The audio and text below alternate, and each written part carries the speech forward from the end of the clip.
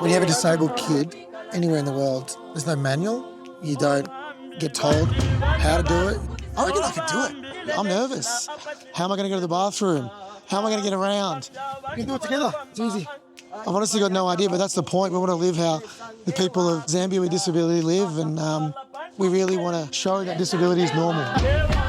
Joining us from the screening in Melbourne, please welcome Dylan Alcott. Hello, everyone. Thanks so much for having me. So good to see you, Dill. You said that you were nervous going into this. How was the trip? Oh, yeah, I mean, incredible trip. You know, my purpose is to change perceptions for all people around the world with disability so they can get out and live the lives they deserve to live. And if you want to do that all around the world, you've got to go all around the world. You met a man called Victor there who kind of blew you away. Tell us all about him. Yeah, I met a young bloke called Victor.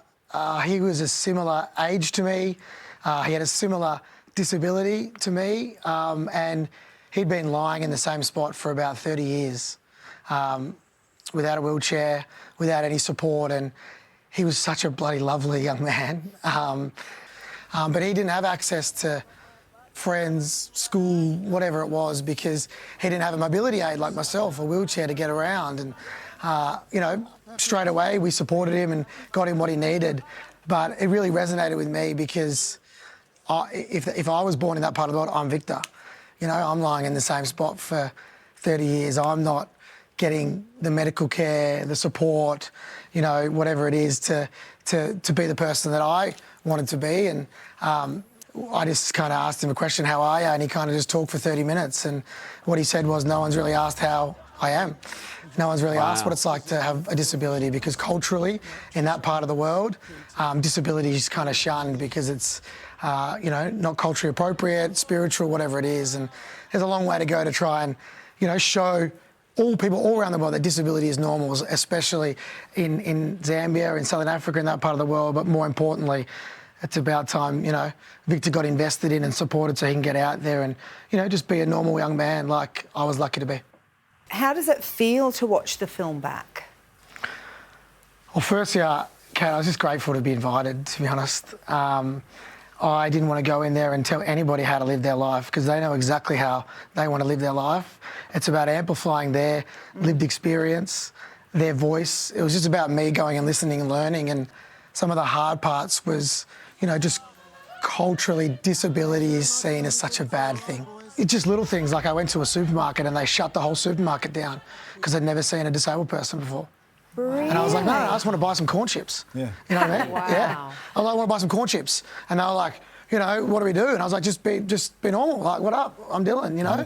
So just, yeah, as I said, grateful to be invited, and it's a lot of work that needs to be done, but there are wins to have, and how we do that is most important. They need to be led by the people with disability that live there. Obviously, there's also work to do here in Australia, but how did you feel when you came back to Australia? Oh, yeah, it took me a while to get back into it, to be honest. And even talking about it, I think you can see you know, it had a big impact on me. Listening to the people that I talked to, like I went to a school where there were 1,200 kids and 160 of them were disabled. All the able-bodied kids, they all learned sign language to talk to the kids with disability, right? They all supported the kids with disability so they could get out there and be themselves. They were just like an awesome school unit. We were playing basketball and they were stealing my hat, and like it was just like kids having fun. And that could be actual culture. That could be the whole culture if you actually go in there and have a look and check it out. And, you know, so there was glimpses of real hope. Dale, you might be the busiest bloke in the entire country. You've also just wrapped up Ability Fest for 2024. It's the 5th year it's been running. This is your outfit that you wore. Did you wear this the entire festival? 100%. The reason I dressed up like a tradie is just to pretend that I actually did something. I obviously got such a great team, and we had Melbourne and Sydney. We had Melbourne and Brisbane, sorry. We had 2 sellouts. We make the site fully accessible and inclusive for people with disability, and it's like a tangible energy.